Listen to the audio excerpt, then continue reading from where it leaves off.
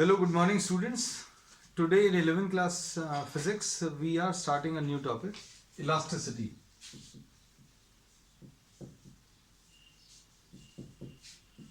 Elasticity में मतलब जो मेन हेडिंग है that is mechanical properties of solids. इसमें अभी हम लोग जो पढ़ेंगे basically we'll be studying about elasticity. Solids, liquids and gases में अगर अभी हम लोग देखें तो solids have a specific property क्या है? इनका एक डेफिनेट शेप एंड साइज होता है.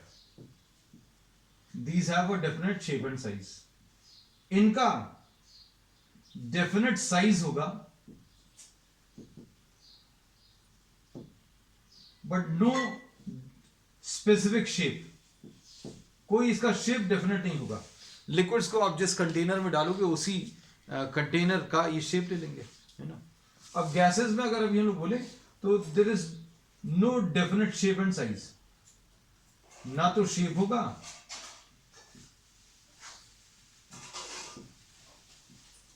ना ही इसके पास कोई डेफिनेट साइज होगा. जिस कंटेनर में रखेंगे उसी कंटेनर का शेप भी ले लेगा, उसी कंटेनर का साइज भी ले लेगा. अगर आप गैस को इतने छोटे से कंटेनर में रखेंगे तो इतना ही साइज ले लेगा और उसी का शेप ले लेगा. स्फेरिकल शेप है तो स्फेरिकल शेप ले लेगा, सिलेंड्रिकल शेप है तो सिलेंड्रिकल शेप ले लेगा. ठीक है. And it all depends on what the molecular forces और inter atomic forces between the different elementary particles of matter. Solids अगर हैं तो सॉलिड्स में जो इंटर मॉलिक्यूलर फोर्सेस जो काम कर रहे हैं वो बहुत स्ट्रांग होते हैं. उसी की वजह से इनका डेफिनेट शेप एंड साइज होता है. ये थोड़े से वीक होते हैं लिक्विड्स में, गैसेस में बहुत कम होते हैं. अब इसमें जो अभी हम लोग पढ़ने वाले हैं will be studying about what forces. एक नए टाइप के फोर्सेस अभी हम लोग लेंगे, डिफॉर्मिंग फोर्सेस. फोर्स कुछ भी नया नहीं है लेकिन इनका मोड ऑफ एक्शन बच्चों स्लाइटली डिफरेंट है. अभी तक हम लोग क्या करते थे, किसी ऑब्जेक्ट के ऊपर फोर्स ऐसा कुछ लगाते थे. अगर आप किसी ऑब्जेक्ट के ऊपर फोर्स लगाओगे, suppose this is an object, if you are applying force in this direction then what will happen, this will have a translatory motion. ये मूव कर जाएगा.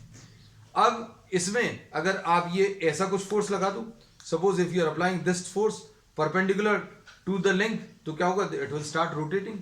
तो अभी तक जो इफेक्ट थे those are what translatory motion और rotatory motion.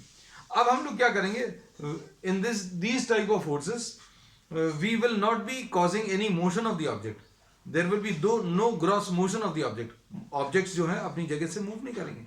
Suppose what happens if you try to apply force in this direction, you are placing this on a solid surface, और अभी आप ऐसा कुछ फोर्स अप्लाई करने की कोशिश करें तो क्या होगा, इसका शेप और साइज चेंज होगा.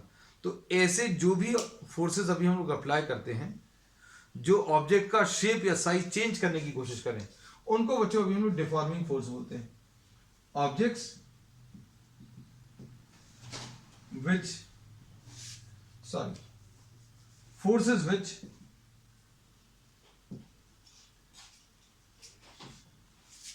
tend to change the shape or size of the object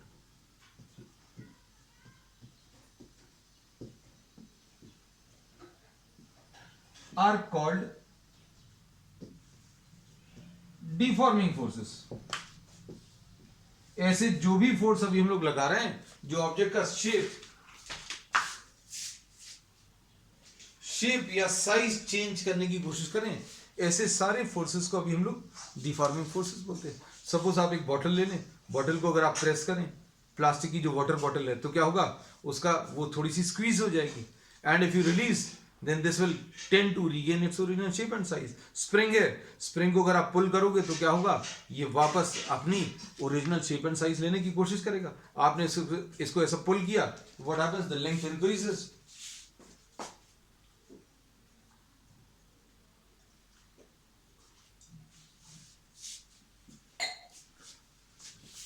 spring को अगर आप पुल करोगे तो उसकी लेंथ इंक्रीज होगी और उसको छोड़ दोगे तो क्या होगा, it will tend to regain its original shape and size. So solids behave, different types of materials behave in a different manner to these deforming forces. सभी ऑब्जेक्ट्स जो हैं वापस अपना ओरिजिनल शेप एंड साइज लेने की कोशिश करें ऐसा जरूरी नहीं है. जैसे एग्जांपल के लिए इफ यू आर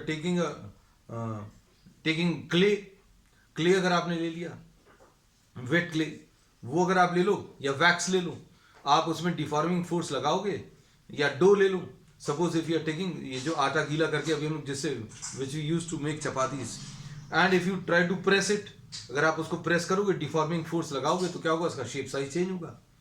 लेकिन डिफॉर्मिंग फोर्स हटाने पर वो वापस अपना ओरिजिनल शेप एंड साइज लेने की कोशिश नहीं करेगा।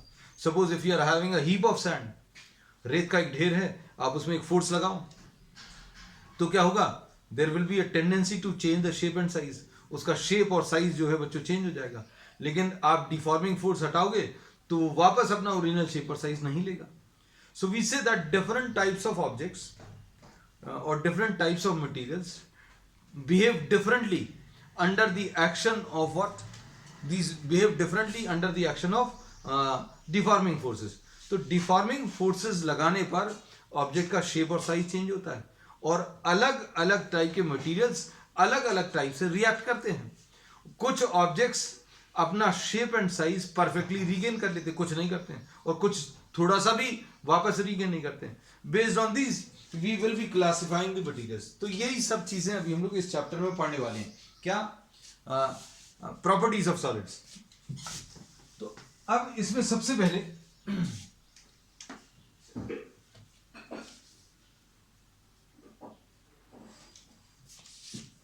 सॉलिड्स में सबसे पहले अभी हम लोग पढ़ेंगे रिजिड ऑब्जेक्ट्स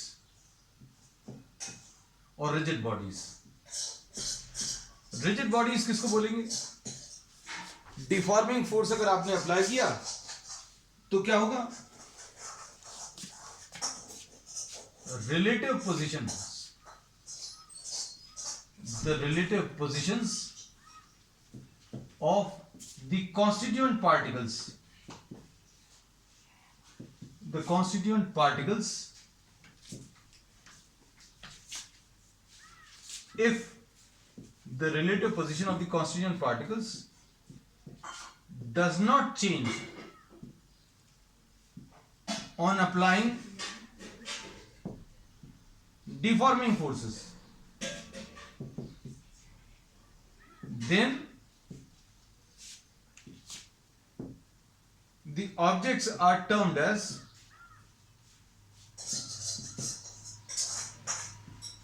rigid object। इसका मतलब ये है, अगर ये दो पार्टिकल्स हैं किसी ऑब्जेक्ट में,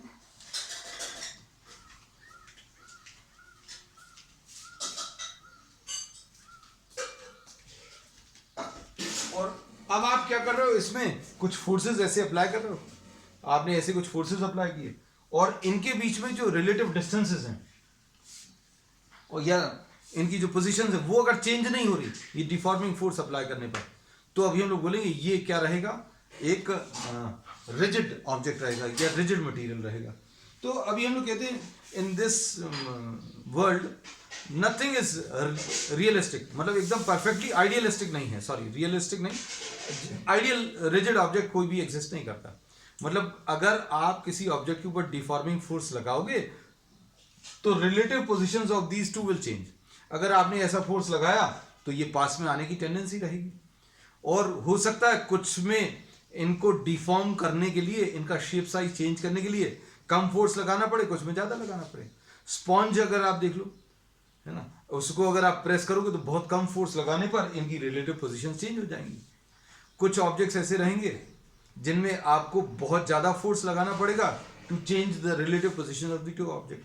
तो nothing as such is ideally rigid object. लेकिन अभी हम लोग कह सकते हैं diamond can be considered as very near to an ideal rigid object. ऐसा कह सकते हैं कि उसमें relative position of the particles does not change, ऐसा मान सकते हैं।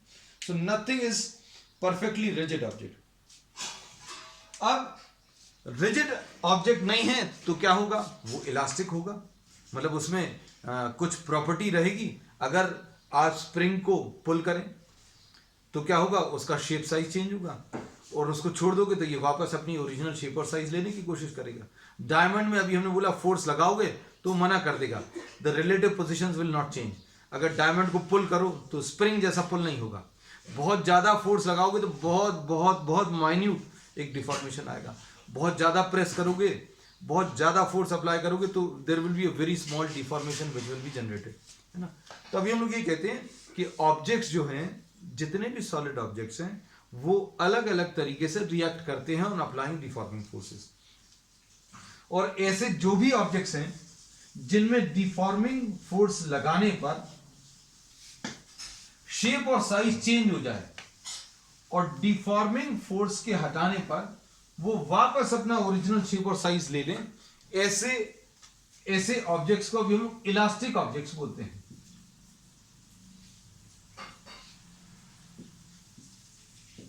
तो नेक्स्ट प्रॉपर्टी बच्चों क्या है, next definition, elastic objects.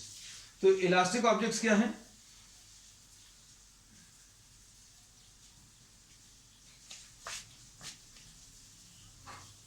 Elastic objects और इलास्टिसिटी, दो डेफिनेशन अभी हम लोग लेने वाले हैं। इस प्रॉपर्टी को अभी हम लोग इलास्टिसिटी बोलेंगे और ऐसे ऑब्जेक्ट्स को इलास्टिक ऑब्जेक्ट्स बोलेंगे। कैसे? अगर आपने डिफॉर्मिंग फोर्स लगाया तो शेप साइज चेंज हुआ, डिफॉर्मिंग फोर्स हटाएंगे वो वापस अपनी ओरिजिनल शेप और साइज ले लें। ठीक है, तो हम लोग क्या बोलेंगे, the property by virtue of which the object opposes any change in its shape or size, oppose करेगा, मना करेगा, and regains and tends to regain the original shape and size is called the property of elasticity. तो elasticity क्या होगी बच्चों? वो property, किसकी property? Material की प्रॉपर्टी। कैसी प्रॉपर्टी? कि आपने उसमें डिफॉर्मिंग फोर्स लगाया, डिफॉर्मिंग फोर्स लगाने पर उसका शेप साइज चेंज हुआ और डिफॉर्मिंग फोर्स हटाया तो वो वापस अपना ओरिजिनल शेप और साइज लेने की कोशिश करे। ऐसे इस प्रॉपर्टी को हम लोग इलास्टिसिटी बोलते हैं। And such objects are called what? Elastic objects. जिनमें प्रॉपर्टी ऑफ इलास्टिसिटी एग्जिस्ट करती है, ऐसे ऑब्जेक्ट्स को अभी हम लोग क्या बोलते हैं बच्चों? इलास्टिक ऑब्जेक्ट्स बोलते हैं। ठीक है, अब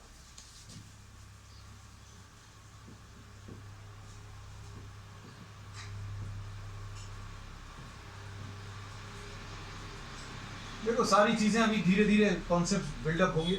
ये क्योंकि बिल्कुल ही अलग चैप्टर है, इसमें फोर्सेस तो हैं, मोशन नहीं है, किसी भी टाइप का मोशन नहीं है।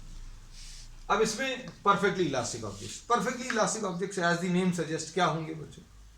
आपने डिफॉर्मिंग फोर्स लगाया तो क्या होगा? ऑब्जेक्ट का शेप और साइज चेंज होगा और डिफॉर्मिंग फोर्स हटाने पर ऑब्जेक्ट वापस अपना original shape and size perfectly regain कर ले। ऐसे ऑब्जेक्ट्स को अभी हम लोग बच्चों क्या बोलेंगे? Perfectly elastic object. तो इसकी डेफिनेशन क्या हो जाएगी? An object which regains its original shape and size completely, an object which regains its original shape and size completely on removing the deforming force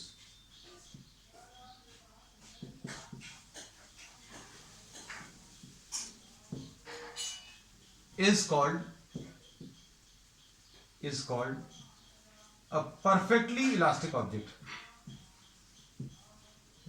ऐसा कोई भी ऑब्जेक्ट जिसमें आपने डिफॉर्मिंग फोर्स लगाया तो उसने अपना शेप और साइज चेंज किया और जैसे ही आपने डिफॉर्मिंग फोर्स रिमूव किया उसने वापस अपना ओरिजिनल शेप और साइज कंप्लीटली रीगेन कर लिया। ऐसे ऑब्जेक्ट को अभी हम लोग क्या? परफेक्टली इलास्टिक ऑब्जेक्ट बोलते हैं। ठीक है, अब there is nothing as such in this world which is perfect, है ना। तो परफेक्टली इलास्टिक ऑब्जेक्ट भी एग्जिस्ट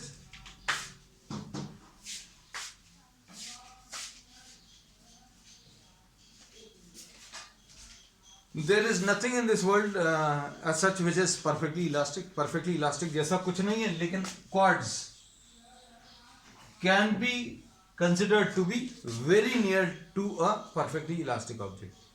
तो परफेक्टली इलास्टिक ऑब्जेक्ट समझ में आता होगा क्या हो गया। अभी बहुत सारी जगह पर अभी हम लोगों को इलास्टिसिटी की प्रॉपर्टी देखने को मिलती है। मटेरियल्स कई ऐसे रहते हैं जिनमें अभी हमें इलास्टिक प्रॉपर्टीज की जरूरत पड़ती है, और कुछ ऐसे मटेरियल्स भी चाहिए जिनमें इलास्टिक प्रॉपर्टी बिल्कुल नहीं होनी चाहिए। इसका मतलब क्या है, अगर हम किसी ऑब्जेक्ट में डिफॉर्मिंग फोर्स लगाएं तो डिफॉर्मिंग फोर्स लगाने पर उसका शेप और साइज चेंज हो जाए, और डिफॉर्मिंग फोर्स हटाने पर अगर वो डिफॉर्म्ड शेप में ही बना रहे, if it retains the deformed shape and does not tend to regain the original, retain और रीगेन बोल रहे हैं बच्चों, रिटेन मतलब यथास्थिति बनी रहे।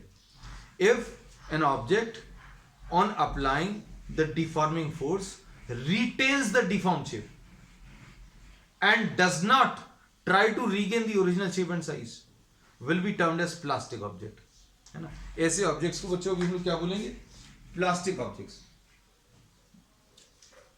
तो नेक्स्ट डेफिनेशन है इसमें,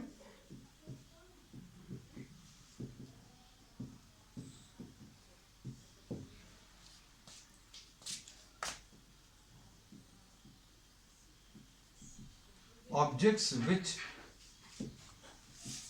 do not tend to regain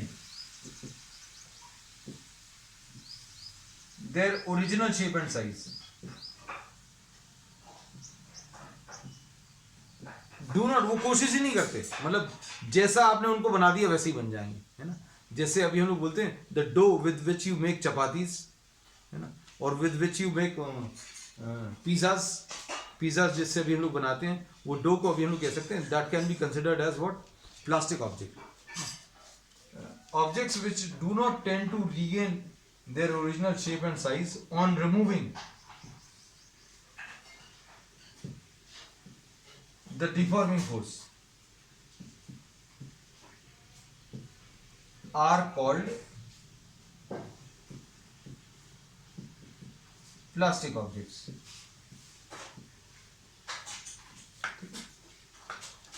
इसमें wet clay is an example of what, plastic objects which do not tend to regain their original shape and size, and इसमें एक वर्ड और यूज कर रहे हैं, and retain the deformed shape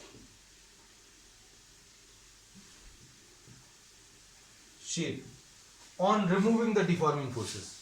तो complete definition क्या आ गई, objects which do not tend to regain their original shape and size and retain the deformed shape on removing the deforming forces are called plastic object. इसका example अभी हम लोगों ने बता दिया, क्या,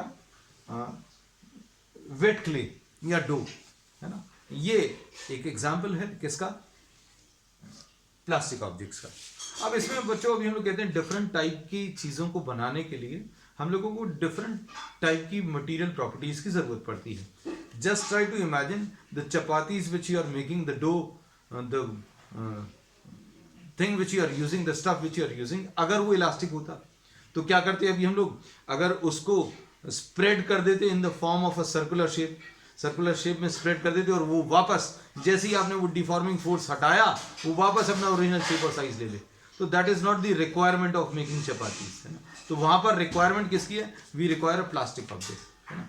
जैसे वॉल्स पर जो प्लास्टर अभी हम लोग करते हैं उसमें आप डिफॉर्मिंग फोर्स लगाते हो, आप ऐसा एक लंप लेते हो, you take a lump of cement and sand mixture, cement और सैंड का जो मिक्सचर है उसका आपने एक लंप ले लिया, आपने उस लंप को वॉल के ऊपर लगाया और डिफॉर्मिंग फोर्स लगाया, डिफॉर्मिंग फोर्स लगाकर आपने क्या किया, उसको स्प्रेड कर दिया, तो क्या बन गया बच्चों, प्लास्टर बन गया। उसका नाम ही है प्लास्टिक, प्लास्टिक वर्ड से ही वो प्लास्टर आया। So it retains what, the deform shape, जैसा है वो वैसे ही बना रहेगा, आपने जैसा उसको शेप दे दिया वैसे ही वो बना रहेगा।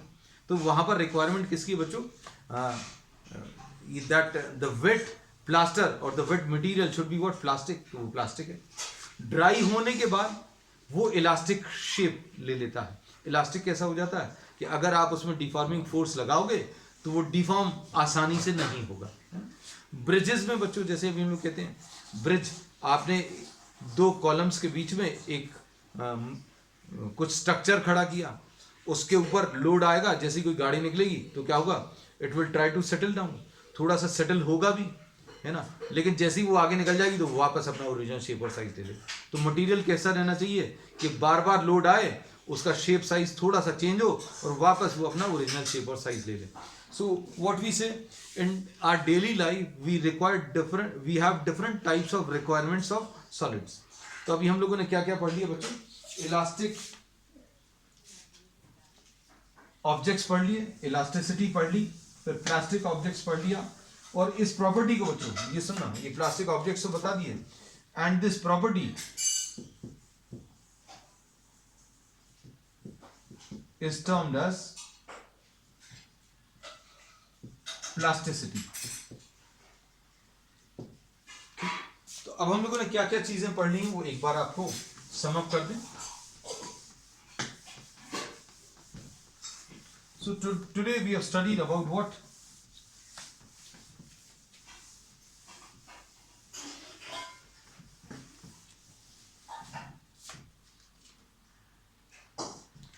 We have studied about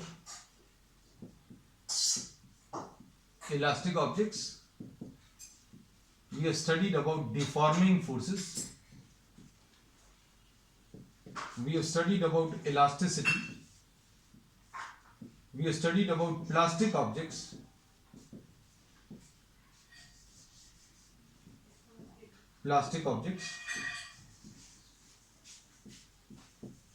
And we have studied about what? Plasticity. इसमें perfectly elastic objects ही पढ़े। So these are the definitions which we have studied. अब इसमें एक चीज और बीच में छूट गई है। हम लोग किसी भी ऑब्जेक्ट के ऊपर अगर सपोज किसी भी ऑब्जेक्ट के ऊपर अगर डिफॉर्मिंग फोर्स लगाएं तो क्या होगा, उसका शेप साइज चेंज होने की टेंडेंसी रहेगी, चेंज होगी, और शेप साइज चेंज होगा, और जैसे ही वो डिफॉर्मिंग फोर्स हटाएंगे तो वो वापस अपना ओरिजिनल शेप और साइज ले लेगा। इस प्रॉपर्टी को बच्चों अभी हम लोग प्रॉपर्टी ऑफ इलास्टिसिटी बोलते हैं। तो इसमें जो डिफॉर्मेशन जनरेट होते हैं, जो शेप साइज का जो चेंज आता है, उनको अभी हम लोग इलास्टिक डिफॉर्मेशंस बोलते हैं। एक डेफिनेशन और है इलास्टिक डिफॉर्मेशंस। इलास्टिक ऑब्जेक्ट्स में डिफॉर्मिंग फोर्सेस लगाने पर जो चेंजेस आते हैं, change in shape and size, उनको अभी हम लोग डिफॉर्मेशंस बोलते हैं। ठीक है, for elastic objects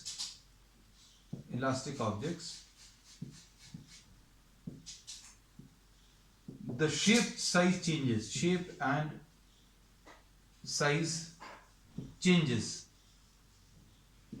on applying what? Deforming forces. And this change in shape and size, these are termed as what? Elastic deformations. इनको अभी हम लोग बच्चों क्या बोलते हैं? Elastic deformations. चलो अब नेक्स्ट, इसके बाद नेक्स्ट टॉपिक है इसमें इलास्टिक लिमिट।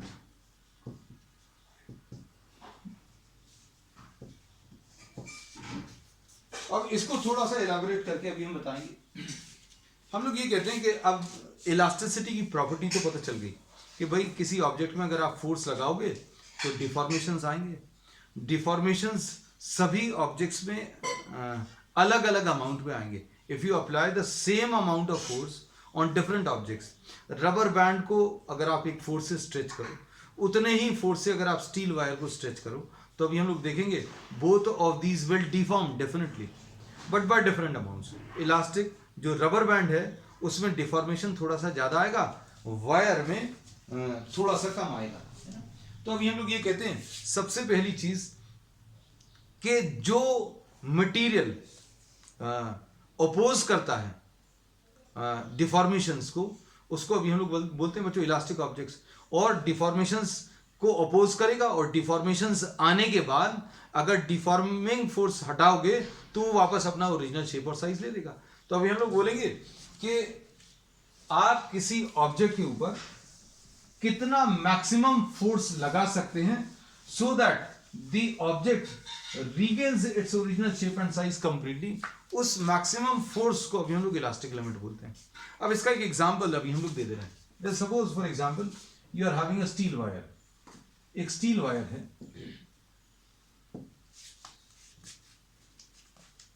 सपोज आपने इसमें just to understand the concept fully we are taking 100 centimetre of wire. अब इस 100 सेंटीमीटर ऑफ वायर में suppose you are applying a force of 10 Newton.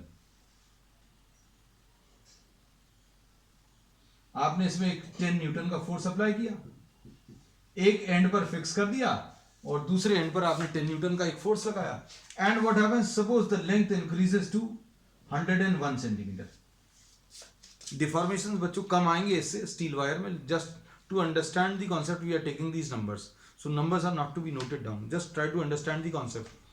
हमने बोला 10 न्यूटन का फोर्स लगाया, 101 न्यूटन 101 सेंटीमीटर की ये वायर हो गई। On removing 10 Newton the wire acquires the length of 100 centimetre. 100 centimetre की थी, वापस 100 की हो गई। आपने 10 न्यूटन फोर्स लगाया, 10 न्यूटन फोर्स लगाने पर 100 सेंटीमीटर की वायर 101 की हो गई और जैसे ही हटाए वापस अपना ओरिजिनल शेप और साइज ले लिया। सपोज अगर आपने 20 न्यूटन लगाया तो क्या एक्सपेक्ट करते हो बच्चों? 20 न्यूटन अगर लगाएंगे तो जितना ज्यादा आप फोर्स लगाओगे उतना ज्यादा इंक्रीज इन लेंथ। अब देखो लेंथ और ज्यादा बढ़ गई 20 newton. And on removing this the object regains its original shape and size completely. आपने 20 न्यूटन लगाया, on removing 20 newton the wire acquires the length of 100 centimetre. फिर से वापस वही आ गया। तो आप ऐसा कितना मैक्सिमम फोर्स लगा सकते हो, उसको अभी हम लोग क्या बोलेंगे? Elastic limit. So elastic limit is what? Elastic limit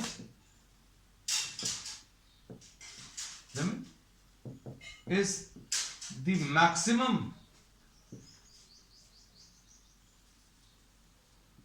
deforming force। ये फोर्स पर यूनिट एरिया के टर्म्स में भी डिफाइन करते हैं इलास्टिक लिमिट को। ये अभी हम लोग आगे भी डिस्कस करेंगे फिर से। Elastic limit is the maximum deforming force which can be applied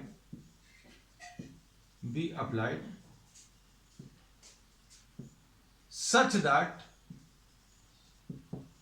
on removing it the object regains its original shape and size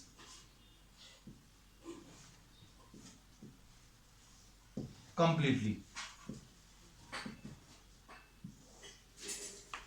इसको अभी हम लोग बच्चों क्या बोलेंगे? इलास्टिक लिमिट बोलेंगे। तो इलास्टिक लिमिट क्या है? Maximum force which can be applied on this wire on any object such that on removing it, आप उसको हटाओगे तो वापस अपना ओरिजिनल शेप और साइज कंप्लीटली रीगेन कर लेगा। ऐसे मैक्सिमम फोर्स को अभी हम लोग इलास्टिक लिमिट बोलेंगे। Suppose the elastic limit in this case is suppose 50 Newton. अच्छे समझना बच्चों। Suppose the elastic limit in this is 50 Newton. मतलब अगर आप इसके ऊपर 50 न्यूटन लगाओगे तो क्या होगा? ये वायर 105 सेंटीमीटर की हो गई suppose. Now what will happen on removing this? On removing 50 Newton the wire will acquire, the wire will regain it's original length 100 centimetre. आपने 10 लगाया 101 की हो गई, 10 न्यूटन लगाया 101 की, 10 न्यूटन रिमूव किया 100 की हो गई, 20 न्यूटन लगाया तो 102 की हो गई। ऑन रिमूविंग दिस एक्वायर्स और this regains its original length 100 centimetre. 30 newton लगाया, 30 न्यूटन रिमूव करने पर वापस अपना ओरिजिनल शेप और साइज ले लिया। 40 लगाया तो 40 लगाने पर भी इसकी लेंथ 104 हो गई। एंड और 140 न्यूटन को अगर आपने रिमूव किया the wire regains its original shape and size completely.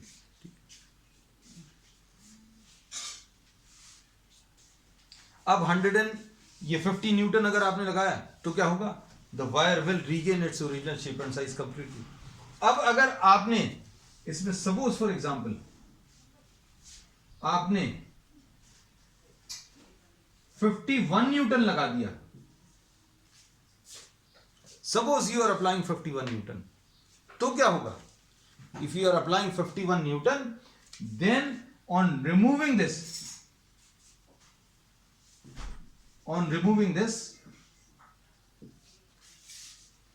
the wire tends to regain the original shape and size.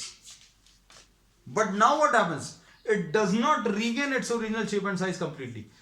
अब आपने 51 लगाया तो ये 100 की जगह परमानेंटली 100.1 की हो गई, तो एक परमानेंट डिफॉर्मेशन आ गया. ये परमानेंट डिफॉर्मेशन कितने का है? 0.1 सेंटीमीटर का. सो what we say in this case, if we apply a deforming force greater than elastic limit, then some permanent deformation will be produced. तो हम लोग इसको ऐसा कह सकते हैं, if deforming force greater than elastic limit is applied, a permanent